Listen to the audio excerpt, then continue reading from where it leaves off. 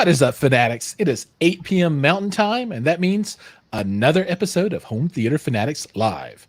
Tonight is episode 125, and we have yet another superlative episode for you because today, back from the past, because this gentleman's been with us before, and I always love it when he's on, we've got Jack Sharkey from KEF. That's right, the KEF and the Jack. Hey, man. How you doing, Jack?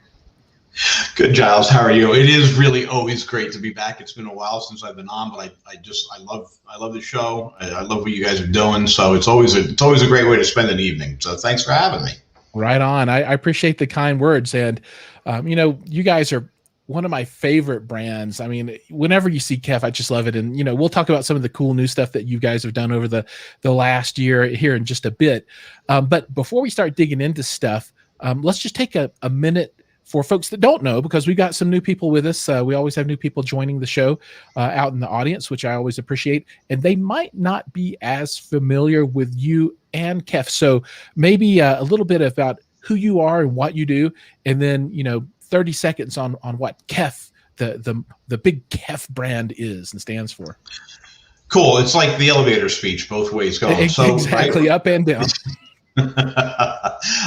So I'm a senior technical engineer with KEF, but most of my work is done in the marketing area, as well as training. So I do internal training and external training and product support and things like that. Plus I get my hand in some of the cool marketing things that we do. And I've been with the company about 13 or 14 years, and it's a great gig for me because I've been doing nothing but speakers since I'm like 14 years old, which is quite a while ago. And so it's, that passion's never gone away. It's a calling, so to speak, and to work for a company like KEF, to be able to do that is a real honor. Right? Now, KEF has been around since 1961. So this is our 60th birthday is going to be in October. We're one of the and we're one of the pioneers of the British sound. We're a speaker manufacturer. Yep. We started working right from the get-go in the 1960s with the BBC. So we've really put a lot of time and engineering expense and effort into innovation, into doing new things, and we've done a couple of really great things over the years. Started working with computers in the 1970s and used that as part of our design. So we're really a design house, but at the core of it is this passion for sound that we've had, for 60 years. And everybody on the team, it's the same thing. That's what's so delightful to work for the company, because I'm at home, right? I'm with people who think like I do and do what I do. So and the products are great. So that's also an added benefit. That's cool. Yeah. So, KEF is iconic, and KEF is also easily identifiable. I mean, you can look at a speaker and, once you know what KEF's about, you can say, "Oh, that's KEF," because it's almost ubiquitous across your product line as the UniQ technology, right? And for folks that don't know, that's when you take a mid-range driver, and then in the very center of it, so it makes concentric circles. You have your tweeter mounted, so it's not like you have mid-range with tweeter above or below. It's actually concentric, and then you guys use what's called tell me if I get this right, the tangerine waveguide that sits around the tweeter to help make sure everything sounds the way that it ought to. So there's a bunch of science behind UniQ. It's not just simply a matter of, sticking a tweeter sort of in the center of a mid-range driver. There's a bunch of science that goes into a tangerine waveguide as part of that. Basically, what we've got through 30 plus years now of just research and engineering and working on this is we have two separate drivers, the mid-range driver and the tweeter. So they do two separate jobs, right? But they act as one driver, and that's the key, because if you have that tweeter in a different spot than your mid-range, the sound isn't going to come to your ears at the same time because it's leaving the speaker at different times, and that causes all kinds of time smearing and problems. It's just not as close to the original sound as you want. So UniQ does that, and Tangerine Waveguide is just another component or part of that. It's a big deal, but it also is really super iconic looking too. So it's one of these things where function led form, and now we've got this really cool looking speaker that does a whole amazing thing during its regular operation as well. Right on. Now, and you're like on the ninth generation of the design of that. Is that right? 9, 10, 12. 25? 12th. Yeah, 12th generation. The Wow. first one started. The first one was released in like 1988 or thereabouts with our C55. We've been obviously in development since probably the mid 80s, 84 or 85. Yeah, and it's 12 generations, and we only really bumped the generation up when there's been a critical change or a big scientific sort of breakthrough or innovation. But the cool thing about UniQ, I just want to get this in there, is if you buy a Q series or an R series or whatever product you buy from us, you're not just the going R series. Say it again? I said the R series. Oh, so good. Yeah. Personally, my favorite. Yeah. So But we don't just have a stock room of UniQ and we just pull them out. We have the UniQ not only for each individual product line, but often within the product line itself, we have specific UniQ. So if you're buying a Q series or an R series or whatever it happens to be, you're getting a UniQ that was designed specifically for that cabinet and for that operation. And that's a really cool thing, because then whether you're entry level or you're full blown with reference or blade, you're getting a specific product or a specific technology for that box, if you will. And it goes for this, the in ceiling and the in wall speakers as well. That's cool. And you mentioned in wall, so I think that's kind of a good segue to the next thing that I want to talk about. And everybody knows that I love theater, right? So I love that mix of audio, video, and putting it into a fun way to consume content and have an enjoyable time, especially when you can have friends over and have that cinema experience at home. Well, you guys, and people might not know this quite as well about you, because you're really well known as a humongous 2-channel company, but you guys are also just as big on the home theater, the home cinema side. And you guys have a facility that's called the Kef Music Lounge, or the KML, Kef Music Lounge. And now, and it achieved something that not any other theater of its type has achieved, right? Can you talk a little bit about that? Because to me, this is like extra super cool. It's fully THX certified. It's the only theater of its class that is THX certified, that's publicly accessible. So I'm inviting you, if the next time I do the show, maybe next year or in the winter, to come out to the KML and do one, do a show in there. It's an amazing experience. And what we set out to do was say, we're going to build a room and we're going to build a facility that is going to completely complement all of our products. So if you go into the KML, actually there's an area that has Q series and LSX, and we have Blade in there, and every one of our products, all of our in walls and in ceilings that are showcased exactly how you would want to have them in your house or how you might live. And then you go into the theater, and the theater is a whole nother. It's just a whole nother thing. It's completely acoustically isolated from the rest of the building. It has its own power. It's, I could go on for 30 or 40 minutes about the technology that's in that theater, but suffice to say, it's the best of what we do.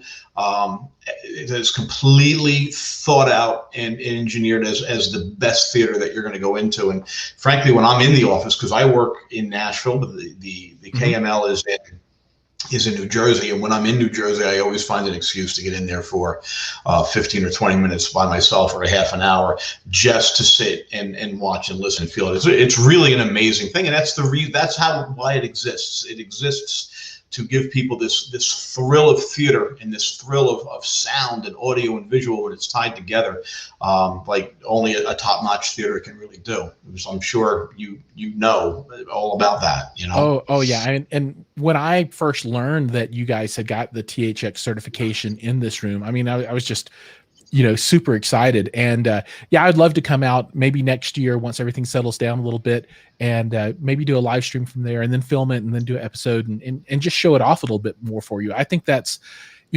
something that, all companies have demo rooms, but this one's a little unique, right? It's special. Yeah, it's not, it was originally, when you walk into it, it's designed like if you had the coolest, hippest apartment in any, major downtown city. It has a bar in it, it has a living room in it, it has all of our speakers all throughout. So you're getting that whole living experience. And then of course you walk your way into the theater. So I'm absolutely serious, invitation for you. You name the time or the place, and I'll sit and watch a movie with you, and then we'll do the show. It's absolutely worth that trip for you, 100%. Right on. I will take you up on that. So, talking about cool things. So, I was sitting down thinking to myself, how am I going to spend all of this YouTube wealth that I've accumulated, right? I mean, these millions and millions of dollars that I'm making from YouTube. There you go. And for people that think I'm serious, no, my $3 a month doesn't go very far. I do this for the love people. But I was thinking I'll spend all these millions on a new car. And I started doing some research, right? I was looking at cool sporty cars, and I ran across a news article that called out that KEF and Lotus have, went into an agreement to implement KEF technology into Lotus automobiles. And I was like, man, this is so much better than buying a Lotus with like Bose in it or something. This, not that I got anything against Bose, but I would much rather have the KEF, So that's true, right? I mean, I didn't see that incorrectly. No, how cool is that? So we have an agreement with them in their new products, and they'll be out. I think it comes out in 2022 in the new electric car, and there'll be other things going down the road. And a lot of people don't know we were actually in the audio business in the 1990s.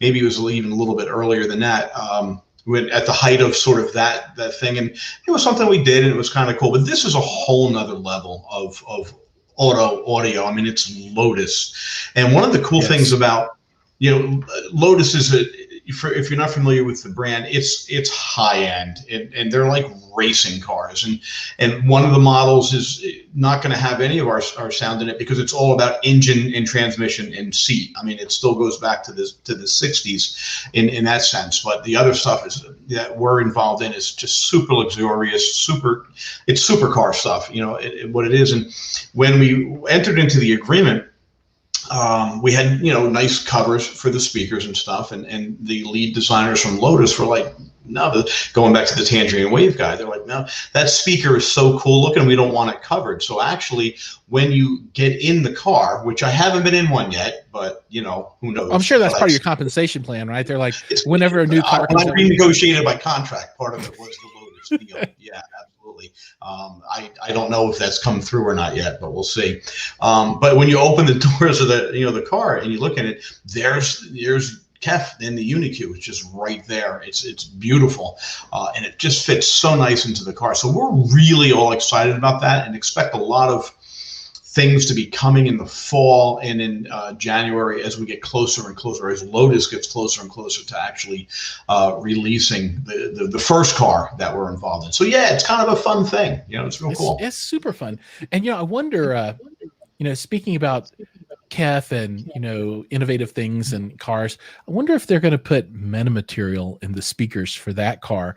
And maybe we can talk a little bit about metamaterial in general for folks that don't know, because I got a chance to review the new LS50s, the Metas, and I was blown away. I mean, I just absolutely love them. And I don't know if people know, and tell me where I'm wrong, but isn't the metamaterial really an evolution of technology, that different types of methodologies of implementing that type of metamaterial from the past? Because I seem to remember, like, back in the day, KEF you'd have just like a tube coming off the back of the tweeter or something, right? And that was like the sound control then, and then you fast forward and you've got this cool new metamaterial that's does the same kind of thing but so much better now. I don't know, is that right? Yeah, it's exactly right. And it's back in 1967 we released the Carlton, and it had that too. It was like 31 inches, 32 inches, and the theory, the whole point is backward.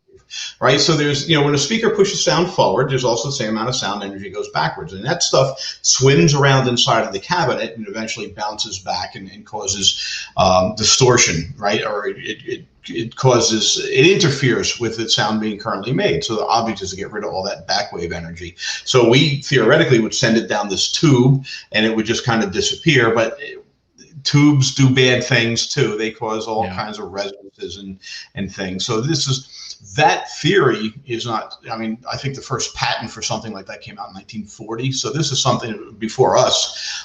This is something that everybody has been trying to solve. But through the use of metamaterial, if I were to say to you, you know, we are using plastic as a sound absorber, you'd kind of chuckle and say, well, it's the worst possible sound absorber I could think of, is plastic. But that's what metamaterial is. It takes a new design on something that exists already and change it, or you know, a material that exists already and changes its function. So we're actually using these two plastic discs. They're, you know, about this size around, and they're, you know, less than a ½ an inch wide, but they have channels in them that each channel gets excited by a certain frequency range. So whatever note's playing gets into this channel, and it literally acts like a black hole, because it resonates and it beats the frequency down to the point where, you know, it's just attenuated, it has nothing left, and it can't find its way back out of this metamaterial. The first time I heard it, and I used the same, I've used the same 3 or 4 albums or songs for my entire career to listen to things, because I know how it's supposed to sound, I know where things are, and all, whether I was here doing commercial stuff or whatever it is. And the first time I played these songs on metamaterial, I was blown away, because I knew that there were things in there. I mean, obviously, instruments in the soundstage, but suddenly it was like it was like an awakening that they had their own space and their own place in the mix, and they sounded so pure and so clean. It was amazing to me. You know, and I know people are sitting there going, well, I mean, he works for Kef. What is he supposed to say? Okay, he's right. And they didn't pay me to say it, although I wish they would, because I would be happy to take their money. But I listened to them. I'll take you for a ride in my Lotus. There you go. Take me in a ride in your Lotus and let me watch a movie up in the but no, everything you're saying is absolutely right. I mean, it's stunning. Yeah. It's a big change. And so I'm looking at metamaterial and what we've done with this as something that, as we look 15, 20 years down the road in audio technology, this is a sort of a watershed moment. This is a paradigm shift in how we're going to build cabinets and speakers, and how things are going to be expected to sound. That's the thing. The bar is now set so high. Things are so pure and so clear, and they sit so well on a soundstage that literally once you hear it, when you go back to something else, it becomes a bit of a disappointment. And so that's a cool thing, because that's a huge technological breakthrough at that point. I agree. So let's just take a moment. I want to say hi to all the folks that are out in the audience, and I'm going to just scroll through some of these comments. Hi-Fi Haven. Hey man, welcome to the show. Good to see you here. Double A, you were number 2 with your comments today, so glad to have you. We have a mystery user, Facebook user. That might be Kevin. Kevin is always identified as Facebook user, but hey, Kevin, good to have you on. Joey Peacock from Accurus. No, yeah. I'm like, who is he from? His company makes the Act 4 that you guys use in your theater. Yeah. So it's really oh yeah, Joey's good people, man. He's good people. Yeah. He's awesome. And then James is with us. Who else we got? Let me scroll. Too many comments. And I don't want to stick around here too long, because we're going to talk about something now that I think is kind of crazy and kind of cool. And this will be our tech question of the week. So today's tech question of the week. Does it make sense to say today's tech question of the week? This week's tech question. How about that? This week's tech question by Jack with Kef is, what exactly is the technology inside of the KC62 subwoofer? And I believe it's called the Unicore technology. What's that doing in there? And why does it make such a small subwoofer do things that it shouldn't be able to do? And it truly does things that it shouldn't do. If you haven't heard one, if you just look at one, it's slightly larger than a soccer ball or a football, really, seriously, right? And you look at it and you're like, okay, you know, it's another small subwoofer. But the thing is the way that you need to look at the KC62 is it's a big subwoofer. It behaves like a big subwoofer, but because of some of these cool technologies that we've done, 3 patents, by the way, in KC62. that we've been able to take what would amount to a large subwoofer and stuff it all into this tiny little box. So the key of the whole key to a subwoofer in performance is the amount of air that it moves, right? So when you're dealing with high frequencies and mid frequencies, those waves aren't as long, they're not as big, there's not as much energy. So you can get away with, obviously, you know, a smaller diaphragm speaker, but a subwoofer you typically can't, because you got to move a lot of air. So the first solution that we had to come up with is all right, we're going to make a small box, but we needed to move the same amount of air. And that's where Unicore came in. So mind you, these are two 6.5-inch drivers, right? So there's one on each side. It's a sealed box. And it's an aluminum shell. So it's built like an airplane body, right? It has no rounded corners. I'm sorry, no square corners. It's rounded corners, right? And so the bracing inside of it was changed dramatically, which allowed us to get more volume, because you need to have as much space and air inside of that subwoofer to make it work properly as possible. So if you look at the way this is working, the amount of excursion that driver is going, if you can just scroll back down there to that's on my right there, looking at that, right? That's an actual picture of one of the drivers in action. So what the Unicore actually does is it takes the two drivers together, but it fits the former in the voice coil of one driver. So they're, instead of having two separate drivers that, you know, back up to each other with their magnets, we've actually put one inside of the other. So the one voice coil moves this way, the other voice coil moves this way. So the excursion of those speakers is tremendous. It's way larger than it would be with just a speaker, you know, just with the magnets in such a small box. Then they're also force canceling technology. That's where one of the patents comes in. That force canceling technology, when what happens is the extraneous vibrations, so the extra vibrations that would find their way to the cabinet eventually, are completely attenuated before they leave the driver. So you don't have that extra buzz. What you're listening to is not the interpretation of the subwoofer, you know, the box, the sound that the box is making. You're listening to the drivers alone. It's the same sort of technology. It's the same technology we use in the big guy, which is the KF92, which is the 9-inch drivers. So hold on now. So, and I'm not familiar with the KF92. So is that using the Unicore technology as well?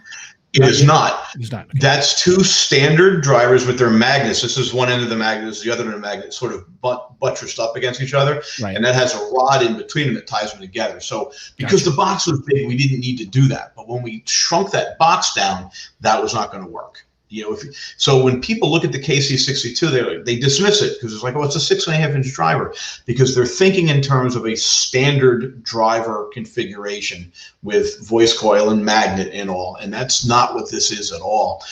Because of the way that we've inserted one driver inside of the other, that excursion is huge. It's probably 25 or 30%, and I'm just guessing on that number right here, trying to think back to the pictures and all, more excursion that you would get if they were in a standard configuration. So with these tiny little 6.5-inch drivers, quote unquote, we're moving a tremendous amount of air because of how far that driver is able to go in and out. And then one of the other patented technologies is the P-Flex surround, which is a surround that allows that excursion it allows that driver to just go farther and farther than it would with a standard half-roll surround. We never would have been able to do that with a standard surround. So that's a patent pending technology. And then there's some other cool things, some distortion control. It's like a real-time distortion control where, you know, I don't want to get too geeky, but we're not using servo controls to do distortion. We're actually doing it as part of the DSP. So it's in real time. It doesn't take away or change the symmetry,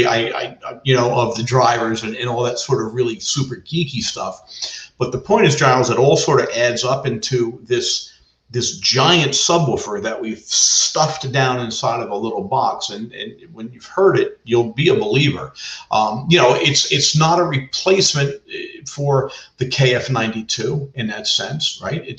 But it's as close as a 6.5-inch driver, dual 6.5-inch drivers is ever going to get to anything, you know, and in the 9-inch range. And you think about it, it's a 13-inch, right? 6.5 times 2 is 13 inches of surface moving an incredible distance. It pushes a lot of air. It's an amazing little box, and it's 500 watts per driver. Oh, So I it's know, 1,000 watts in there. Yeah. Yeah, it's crazy. Yeah. So, just some observations about it.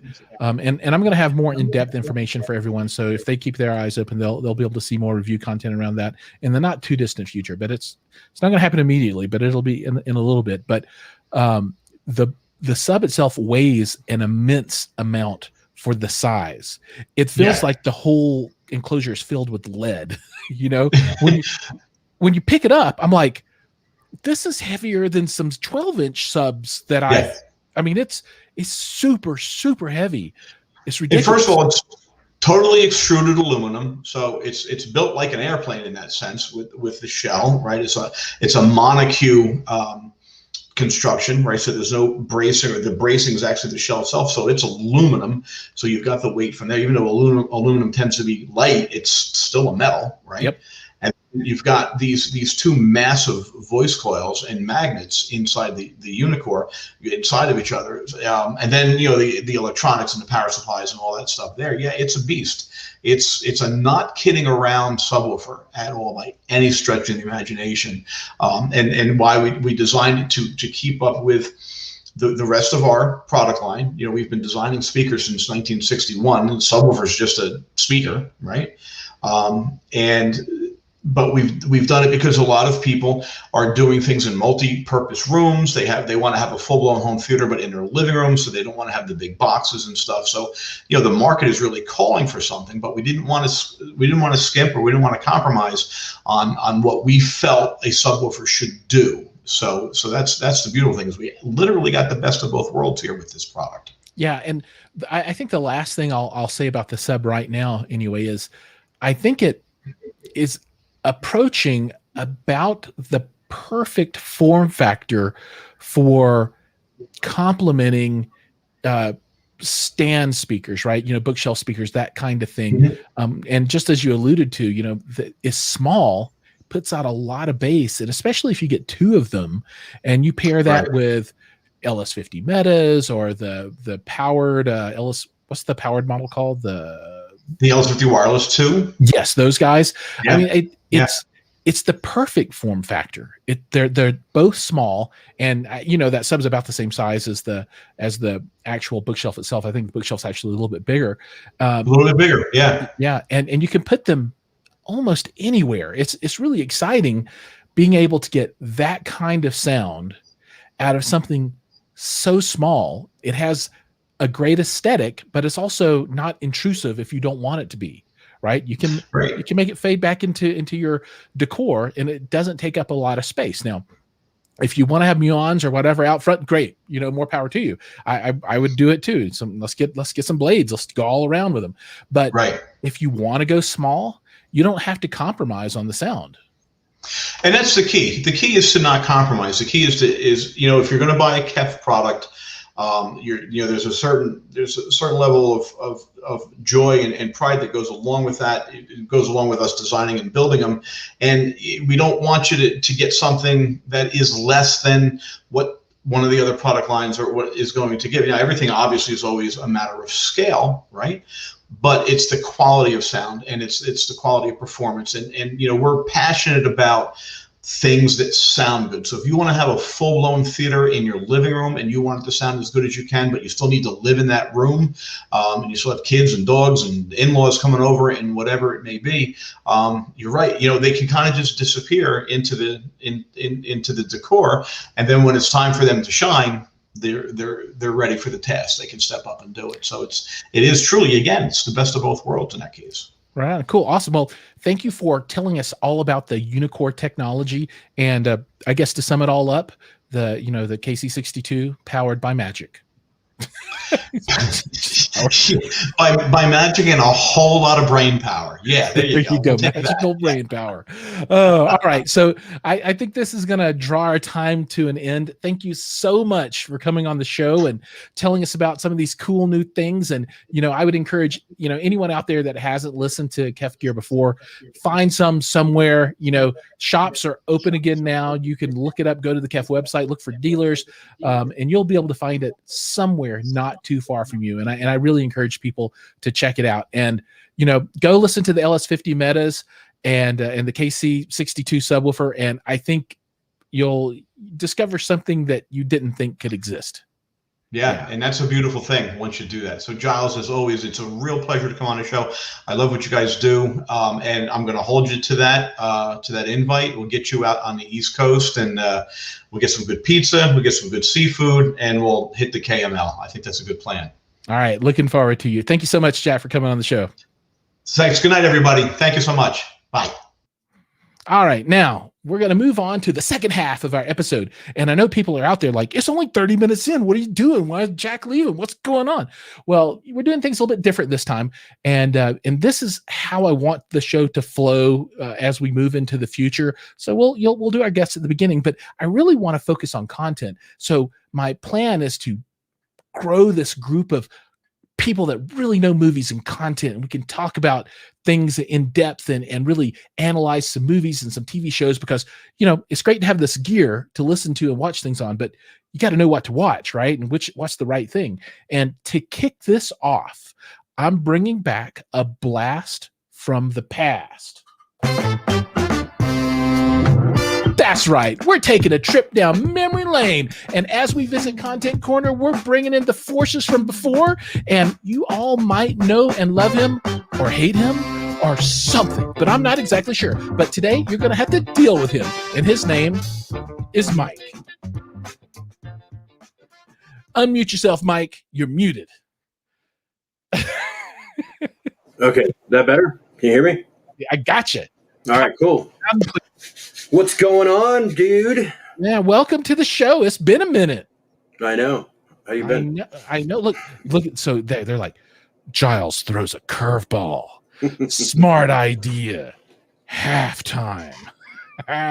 Good stuff. Right on. But we're fully into the mic mode now. As you know what I'm dealing with over here, and bro, yeah, we'll have to talk later about it. But you were right. You were right. I was right. I like to be right. That's all that matters. All that matters is that you were right and I was wrong. I haven't heard that in such a long time. But you are now known as the best mic in all of Colorado. I'll take that. Thank you, AA. How you doing? Hi-Fi Haven, what's up? I agree that you're tops, man. I'm happy to be here. Dude, we haven't done this in a minute. And, I know you and I have a lot of cool stuff planned for the future and stuff like that. So, yeah. So what do you think? What are you thinking? Content Corner? Content Corner. Yep. And, for folks that don't know you, let's go ahead and let's let everybody know who you are. So this is Mike of Audio Arkitekts. You can find him at Audio Arkitekts on pretty much every social platform out there. He runs his own YouTube channel. And if you are interested in checking out the empire of Mike over at Audio Arkitekts, I, encourage you to take a look at the Instagram, the YouTube, the Facebook. It's all out there. And there's great content coming out weekly, if not more quickly, more often. So lots and lots of cool stuff. He just, sacrificed himself a little bit for one of his videos, and he was refilming some speakers and decided to chop his thumb off or try to anyway, and hacked into it a little bit. It's healed up. It's getting healed up. So right on. So, I mean, he's a giver for you guys.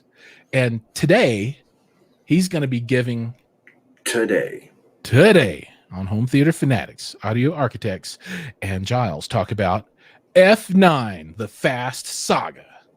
So, okay. So I know you asked me a bunch of questions of what I've seen, and I really haven't seen much. Yeah, just so everybody knows, I went through. I was like, "Hey, man, you saw this one? No. Have you seen this one? No. Have you seen this one? What is that one? I'm like, have you seen anything?" Dude, I did catch Fast and the Furious 9. It was, how can I put this? It's like a guilty pleasure at this point. It's like one of those movies that you go for the entertainment value. You go to see like an action flick for a little bit, but I've given up on the storyline because after Paul Walker passed away, they're kind of scrambling to kind of finish out the, I think they're going to do the 10th one. They're trying to finish out the saga, but you can't really finish out the saga without one of the, core foundation characters. So I don't know. Yeah, well, I think it'll just keep continue on and on and on. They'll keep making more and more and more as long as they're producing money. And they're fun popcorn movies. But just to cover some of the tech specs for this movie. Now, in the future, my goal is to talk about content that you can screen in your home at the point that we're talking about it, right? And meaning that I would have watched it, and the content commenter, the content commenter, that's what you are, content commenter. They will also have watched it in their home somehow, right? Or I guess I could watch it in theater. I don't know, whatever. If it's TV, obviously it would have to be at home. But I want to be able to comment on this from a home theater point of view and not a theatrical release point of view. Now, this one we're talking about theatrical release because it's not available at home yet. But that's the future plan, just so everybody knows, because I want to be able to talk about what I thought about the experience in a home theater, right? What was the sound like on the release? What was the video like on the release? But here's some tech specs about the theatrical release of the show. So runtime is 2 hours and 23 minutes. Now, it looks like it's going to have a bunch of different sound mixes available. What I saw on the web is that it'll do, it's got Dolby Atmos, it's got a DTS, it's a 6-track IMAX, does Dolby Surround 7.1 and RO 11.1 in some places. But it would be really cool to find that RO mix on something. I hope they do put that out on a disc somewhere. Because that would be outstanding. It's in 2:3:9:1 aspect ratio, and then it's filmed. All the new stuff was filmed on digital cameras. However, they pulled in a lot of old flashback footage, and that was all done on older Arriflex and Arri Alexa cameras in 35 millimeter. So it's kind of interesting, how they have to mix those two technologies, right? The old film in with digital. And so this the source format for filming is 3.4K. The master format was down to 2K, and Super 35 was the old cinema stuff. And projection is done with D-Cinema 2K projectors. So when you watch this at a movie theater, it's a 2K projection. Now, when we look at and watch this at home, it'll be 4K or 1080p, depending on what technology you've got going. So it's interesting how there's the difference there, right? When you watch it at a movie theater, they're doing it at 2K. When you're doing it at home, it's 480 or 4K or 1080p. So I don't know, very interesting. But for you tech buffs out there, that's that stuff. But back to the movie itself. Yeah, man, the plot on this thing. Yeah, they are reaching so far. They're running out of ideas. I mean, bringing John Cena in, I get that because I know The Rock and Vin Diesel don't get along, and there's all this drama, and I don't know, like this thing. You mean like in real life they don't get along? Yeah, as actors. I didn't know that.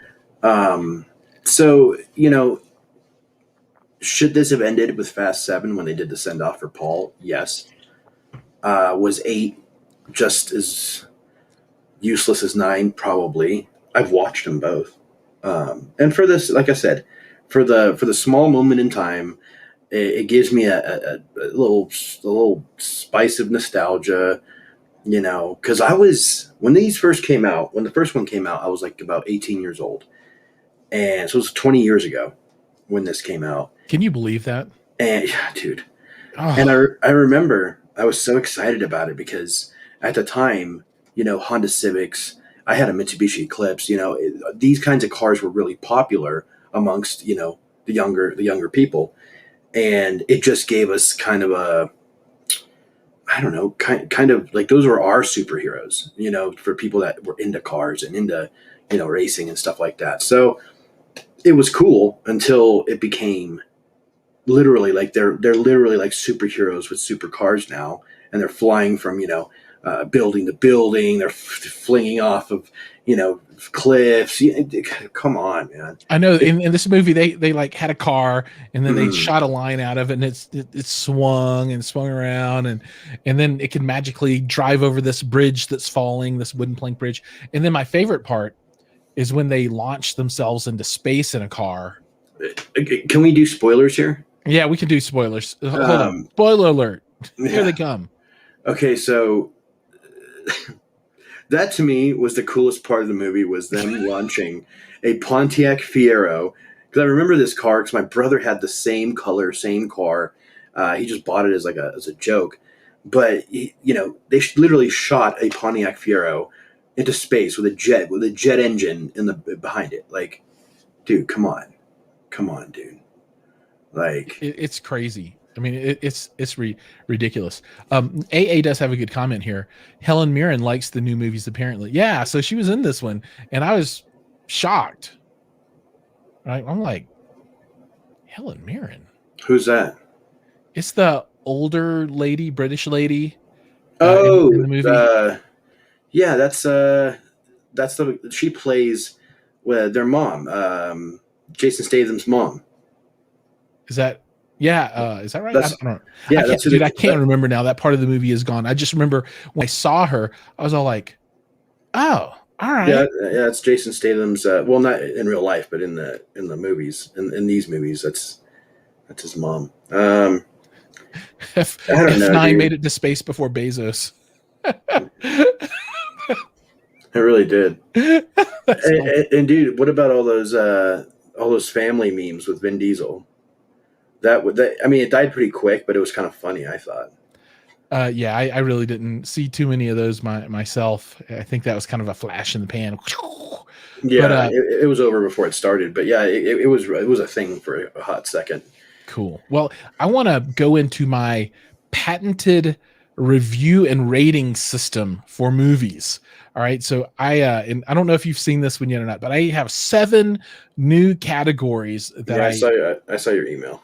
Right on. So 7 new categories, and I should make it like 15 categories. So it's like they're like, oh my god, 15 minutes of the stupid categories. Here we go again. But we'll do these pretty fast. This is 1 to 10, and from your memory of the movie, I know you saw it in a real commercial theater, not at home. But sound, what'd you think? 1 to 10. 6. 6 for me too. Right on. Okay. Visuals, what'd you think? Yeah, there's nothing special about the sound. I heard it in Hawaii, watched it in Hawaii. It wasn't Atmos or anything. It was just like, eh. Yeah, it was blah. Not too much low end. I don't know. Just didn't feel good. When you say visuals? Yeah, visual, like special effects and anything cool on the screen, anything like that. Cinematography. I mean, come on, they shot a Fiero into space. I'm gonna give that just for that, I'm gonna give it an 8.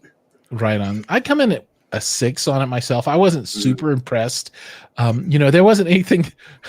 Well, they did shoot a Fiero into space, and the more I think about it, the cooler it gets. Mm-hmm. But I still gave it a 6. On the action scale, how do you feel the action was? The action was all right. It was. I say it's 7, solid 7. Yep, I think 7 as well. There was a lot of it, but it was just like over the top. If you think about it, it was fast paced, but at the same time, it was these crazy, like, absolutely. I think because of the lack of substance and the lack of a good storyline, they're replacing that with just gratuitous action. Yeah, you're right. They're being self-indulgent with the action, with action to no end other than just put something on the screen. Horror factor. Is it scary? No, 0. Comedy factor. Was it funny? I mean, there's certain characters that are supposed to be, but I'm so tired of Tyrese's his dialogue in these movies. It's so bad. I'm gonna give like a 3, dude. I gave it a 2 because it's got comedy. It's not comedy, haha. It's comedy. Oh, yeah, it's definitely cringy for sure. It's total cringe. Any heartstrings? Any emotional impact from the movie? At the end, when they showed the skyline and it was, supposed, Paul Walker was in there, that kind of pulled on the heartstrings, but not as much as 7, obviously. Oh, 7 was way better. Yeah. So, I give that a 4 on the heartstrings. I mean, I gave it a 0. I felt like they were just trying too hard. Yeah, it didn't work for me at all. Okay. And then the last one is lewdness. Are there any popsicle jokes or just what do you want to think about? Any crudeness, lewdness in there? I'd say maybe a 1. Yeah, 0, 1. I mean, it's not really that kind of movie. It would have made it better, but I don't know. Yeah. What's that guy that always has the crude movies? He Jack and Zero make a porno or whatever it was. You know that dude. Zach and Mirren make a porno. Yeah, who's that actor? And he's got that kind of gravelly voice. Oh, I can't remember. If they put him in, there'd be plenty of crazy. Somebody that's watching is going to be. They're going to be like, I know who that is. Dude, AA knows everybody and everything, so he's going to tell us. He's going to tell us right now. If not, he's going to Google it and tell us. Maybe AA can come on one day, be a commenter or a content commenter. Dude, I would totally be into that. That'd be cool. That would be cool. Robert's with us today. What's up, man? Glad to have you.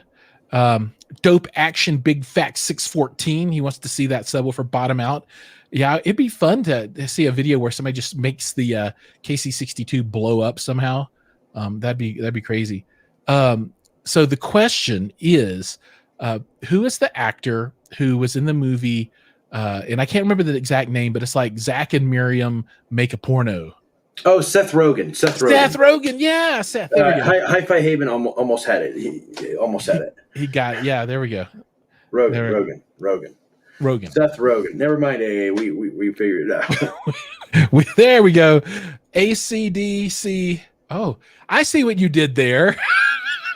ACDC 86. He got me. I was all like, ACD. Oh, yeah, right on. Yeah, so Seth Rogen. If they do, they need to throw him in. He can be the new Paul Walker. You know, and be like, I'm Paul Walker's brother. I can't do his voice, but that would make it better. Dude. So, and then the final question, when you sum it all up, is this a movie that people should buy, whether they buy it on physical media or Kaleidoscape or whatever, so they can have it for posterity to keep forever? Is it one that they should rent? They might not want to keep it forever, but they want to have it at the best quality possible. So 4K disc rental, something like that. Or should they just wait and stream the heck out of it and just, I guess the fourth one is just don't show up at all and don't watch it. So buy, rent, stream, or pass. I would say if you're a hardcore Fast and Furious like fanatic, like if you've been following and you've seen the last one and if you've seen all of them, I would say at the very least rent. Now, if you're just a regular guy that doesn't really care about the movies, and you're bored on like a Tuesday night stream, and if you're not really into action movies, I would pass. So, though I would say there's something for each category in those last three categories, but it's not something I would purchase at all. Right on. Yeah, I'm going to lean toward stream or pass. Right. Mm-hmm. If there's something that you're interested in, pass on it and watch that other thing. Spend your time in another way. But if you're hardcore Fast and Furious and you're not a collector, yeah, I don't see any reason to do anything other than stream this. Yeah, I really don't. I mean, it's a nice way to waste a couple of hours if you need to waste a couple of hours. But honestly, there's so much content out there today. I don't know, man. I think this one might just come down to you better love Fast and Furious if you're into this, if you're going to do it. Mm-hmm. I don't know. So anyway, there we go, everybody. That is Content Corner for the week with Fast and Furious 9, the Fast Saga F9, and it's pass or rent, and you got to be a hardcore collector to do anything else. Now, let's talk about our channels, the important stuff, right? So, release anything recently, Mike, that people might be interested in checking out? Yeah, dude, I've been doing. I don't know if anybody still watches my stuff in here, but I'm stepping away. Not stepping away completely, but I am diversifying my channel to include a lot more DIY stuff now. So I've been kind of exploring DIY stuff with, vintage audio things. I'm working right now on trying to make a Rune core out of a $5 Dell desktop that I got at an estate sale. I've been estate sailing a lot, so I might actually do a little segment with estate sales and stuff like that. So there's a lot of cool new stuff coming up that's different. However, one thing I'm very excited about is the fact that you and I are pulling in Avengers again, and we're joining forces. Where are you? There you are. Wait. Yeah, I haven't done this in a long time. Oh, yeah, here we go. There you go. I got Hulk Fist. Here, let me make it normal size. No, let me make it bigger. Let me make it bigger. There we go. Actually, this is Wonder Twin Powers activate, form of icicle, right? Form of kangaroo. But dude, I'm excited that you and I are doing stuff again, and we're gonna be doing like, weekly visits and hang out. We're gonna film some stuff, and we got that another Battle of the Bookshelves coming out. I'm stoked for all the content that's coming, and I'm really happy to be working closely with you again. So, yeah, man, what do you got going on? Yeah, no, fun stuff. So we as you alluded to, we just filmed Bookshelf Battle number 5 for my channel, and number whichever one it is for your channel. Although you call it different stuff, so it's the one we did together, and it's the 5th one for me. So I'm excited for that, and those are always fun to do because I like to look at the bookshelves. It's my favorite form factor for speakers. It's really fun. But I got the Klipsch Cinema 800 that I did the world's worst live unboxing of the other day. Yesterday, it was horrible. It was just straight up. I mean, the laptop shut off one time during the video. The audio and video were not in sync at all. The video was choppy, and it was riddled with issues. But it's still out there. But a full review of that will be coming. And man, I don't know. These Klipsch Cinema soundbars have polarized some folks and have created a little bit of drama. I don't really want to get into it on the show, but yeah, for folks come out there, on. No, I'm not going to indulge in that. People can go figure it out for themselves. But yeah, just check out some of the. Okay, just for the record, I recently, within the last month or so, I did put out a Cinema 600 soundbar review, and I really liked it. I thought it was a good soundbar. So you have to let me know. Well, obviously I'm going to be with you when you film it, but yeah. So Mike's going to come over on Friday, and we're gonna bust out a Cinema 800 review video. Working on it. What I've told you already right off the bat, and this is, I'm not going to get into the other stuff, but what I've told you right off the bat is that I'm jealous because the Cinema 800 has the faux Atmos, so you get a little. Kind of like how that Vizio I had like the faux surround. This thing has like faux Atmos where it just bounces it off the ceiling. So I'm excited to hear the difference between the two. Because, okay, the 800 is weird because it doesn't have. So the 1200 has got like the whole complement with upward firing speakers and everything. Right. This one, the 800 has something different. It doesn't have upward firing speakers at all. I thought it said it did. It says it's an Atmos soundbar, and it decodes Atmos. I think it somehow injects the Atmos objects into the bed layer of speaker. This is just me conjecturing right now. Right? Look at it. Fatmos. The faux Atmos. Fatmos. Yeah, we're gonna listen to Fatmos. That's funny. There's gonna be some Fatmos. So I'm gonna do the 800 review and check that out and see what it's like. And I reached out to him. I'm like, hey guys, I need this 1200 too, so I can do a comparison and see what the difference is there really, so people can know, because it's not just that the 1200 is bigger and might have larger size drivers. It has a different speaker complement altogether, right? So it's got the little ones on top. So you see the little circles on top, and I assume there are speakers under there that are upward firing, right? There's speakers on top of that sound bar. I've seen it obviously on the interwebs, but they should totally send you a 1200 because the 800's cool. The 600's like entry level, right? That's my domain. So the 600's entry level. I thought it was rad. The bass was actually really nice on the subwoofer, and the surrounds were okay. It wasn't like a cinematic experience, but it's a sound bar. There's not much you can ask from a sound bar. It's a sound bar. It has its limitations. But yeah, I thought it was rad. So I'm expecting the 800 to be rad, and if they send you the 1200, I'm so excited to see that because I want to play with that, because that would be like real Fatmos. Yeah, the real Fatmos. Oh, that's hilarious! I can't believe AA just coined a new term. He did. We're gonna use that all the time. Dude, we're gonna have Atmos or Fatmos? Oh no, it's Fatmos. It's Fatmos. It's funny. So I took the I took the soundbar and the sub and put it up in our guest room. And our guest room, my wife uses that as her art studio right now, but it's got a TV in there, and that's what we'll hook it up to and demo it with. And she's Cool. like, why don't you put a big box in my room? I'm like, what are you talking about? I didn't put a box in your room. She's like, yeah, there's a big box. Oh, the And subwoofer. I'm like, oh, the subwoofer. And she's like, I don't need a subwoofer. And I'm like, well, guess what? You got one. So you need it or not. Giles, all I got to know is that are we gonna snuggle in your guest bedroom while we're listening to the soundbar, or what? Well, I think that's the only appropriate way to test it out, right? Because people will want to watch it while they're in their bed, and I want to see what kind of emotions it elicits in us, right? Right on. We can watch 10 Hugh Grant movies. Yeah, we right? can. And or we can watch some chick flicks, test out the fatmos in there.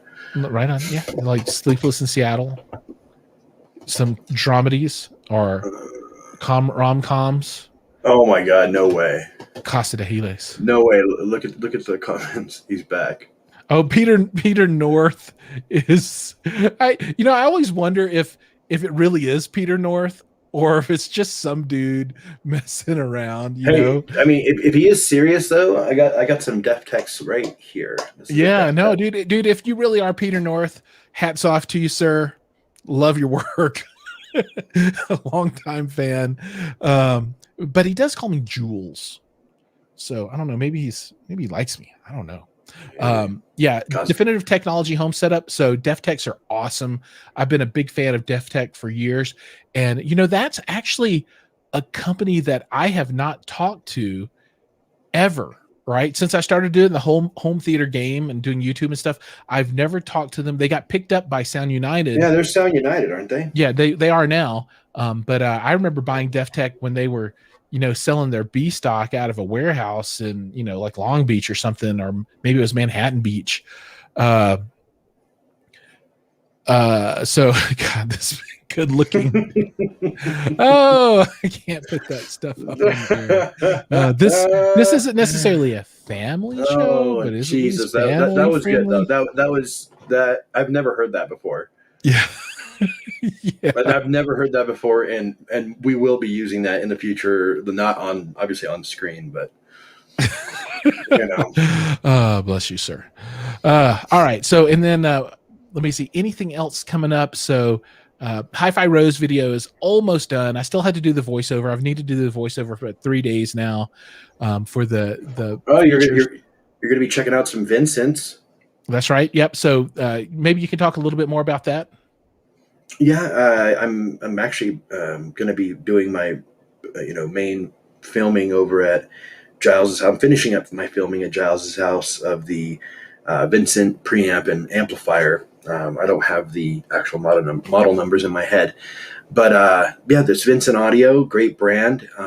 German, I believe they're German. They're German. Yep. And I'm excited to really experience it in Giles's environment, and see what it can do there. And yeah, I'm excited to share that with you, Giles, and just pump out some more content for all of our fans. Yep. And other items that are kind of circling in the toilet bowl, getting ready to come out. Zadude Z9X video. So file player. I've got the Cherry amplifier, the Megashino Mark II from Digital Amplifier Company. And I've got that rocking and rolling right now. I've demoed a bunch of music on it. We used it for the book Battle of the Bookshelf 5 video. Sounds great. Fantastic amplifier. Yeah, fantastic. I got the stereo version. Retail on that 6100. I mean, it's a good piece of kit. Is it really? It's a little bit pricey. Yeah, but it's a good piece of kit. Yeah. It weighs like 10,000 pounds too. And it's got, I'll show this to you when you come over. It's got like a big lug nut on the bottom. And maybe there's a toroidal, however you say that, transformer in there, and that's how it bolts down. But it's like legit hardcore. When you think Class D, you think think about like a Behringer amplifier that has no guts at all, right? You open it up and there's like a little tiny board in there. There's nothing to it. Weighs like 8 pounds. This is not that. This is legit. Anyway, so that one's coming, and then I've got a new screen from Seymour Screen Excellence, the Trim 2L, and I have to find space to put this thing together, and I might need your help out on this actually, because it's, you know, it's kind of big, but Sure. I've got a whole stack of Atlantic Technology speakers boxed up that have to go back, and I can't really work on the screen until I get those out of the room. And then guess what showed up today? Another chair. Oh God. Yeah, I'm how loving these, it. dude, I these love, dude, I people are- love seating. Seating is the most important piece of gear that you can have in any theater. It is super important. So I'm really excited to do another video about that and talk about some more seating. So, but that's coming up, and I'll get more details about that as things get real. Sounds like a plan. That's what I got going on, man. Anything else you want to talk about before we shut this one down? No, I think we covered everything, and I had a lot of fun. This was good. It's good to be back in the live stream of things. But yeah, I'm sure we'll have a lot more fun content for people coming up here soon. Oh, and I'm going to be on the show in 3 weeks. So that's right. Yeah, you'll be the main guest and not the comment. Hopefully, I'll have a big announcement for that time. That way, I can actually drop a huge bomb on people. That would be awesome. Oh, dude, hold on. Uh-oh. Speaking of huge bombs, dude, look what I found at an estate sale the other day, dude. What is this? Can someone please tell me what this is? And it's like a mortar. Is this like a missile? Like, what is this? It's heavy. It's like probably a good 15 pounds, 15, 20 pounds. What? It may not have any payload. It might just be. No, it's empty. No, I mean, it might not have been intended to have payload. It might just be to knock holes. Oh, it's 10 pounds. It says 10 pounds, 3N MOR. Maybe it is a mortar. I don't know. I found it. It was $25 at a. So it's about a 10-pound, 3N, like a little baby N, and then MOR. And it says RL63S. RL63S. Yeah. Dude, I don't know, dude. This is some crazy stuff from like a different time. There's stuff all over it. It might be a ML 3-inch mortar. Yeah. Did you see it? I'm trying to find a picture. Does it hold it back up? Yeah, that's it. So that tail screws in. So it it does. It's like so you should be able to just screw it right off. Oh, look. Yeah. So that's it. Is it going to blow up? I'm not. So the ML 3-inch mortar is conventional Stokes type mortar that is muzzle loaded and drop fired. It also reuses many of the Brandt mortar features. Whatever. It's. Okay. Yeah, I don't know. Let's get to brass tacks. How much is it worth? Did I overspend at $25? It does. Wikipedia doesn't tell me that. Oh, dude, we gotta go shopping. But it's from 1967. No, dude. Hold on. Okay, so that remained in service with the British Army until it was replaced in 1965. So 65 is when it went out of service. So it's got to be worth some money. So it was in use in World War II. So it's really got to be worth some money. Yeah, 20. Interesting find. Yeah. Amongst other things, obviously, I found that Cambridge CD player. Which I'm super jealous of, by the way, dude. That thing looks awesome. Bro, I was on a mission that day. I went online and I looked up the estate sales and I saw it. And I'm already a day late, right? It was Saturday and this shit started on Friday. So I'm like, man, I got to run over there. So we run over there and I thought I missed it because everywhere where their entertainment center was downstairs, nothing was there. So I went upstairs to like an extra guest room or something, and there it was. And I'm like, oh, score. And it was half price off day, so I got it for $40, dude. It's like a $350 CD player. Oh, it looks really good too. That's the kind of. So Mike was very generous, and he brought over a Sony 5-disc changer for me to use because I don't have a standalone CD player. And he's all like, oh, look at this Cambridge one that I got. It's so awesome. And here's this. Hey, no, Sony. no. In all fairness, that Sony is an SACD player, and it's really, really nice. That one actually, that Sony still goes for almost $100. So, yeah, you got yourself a $100 Sony, buddy. I'll trade you for the Cambridge. No thanks. Oh, no, it's cool. But you know, Mike's on. He's got his eye out for us. So you know, when he finds cool stuff on at these estate sales, you know, he'll pick it up and I'll pay him back and eventually he'll have so much stuff that his kick me down leftovers are going to be high end. And yeah, I'll have to open up a little like hi-fi thrift shop. You know, I keep thinking about that idea you had to open up like a CD and record player shop, and you could also sell told you gear, new Dude, stuff. There's a place like that here in Denver. When you come visit me, I will take you to this place. It's called Twist and Shout. It's right off of Colfax. And dude, it has a huge CD collection, huge record collection, a huge like Funko Pop collection, which is rad, and it has vintage hi-fi stuff for sale. So like they took my idea, even though you just have to do it better. They've been in business probably like 30 years, but they still took my idea. Oh, so just a couple of comments out there. You know, Peter North says, "Stay great, guys. Good to have you on the show, Peter." ACDC. I was able to build a theater around some salvaged Def Tech BP3000s. Great times. Okay, for folks that don't know, the BP3000 is probably the best speaker Definitive Technology has ever released.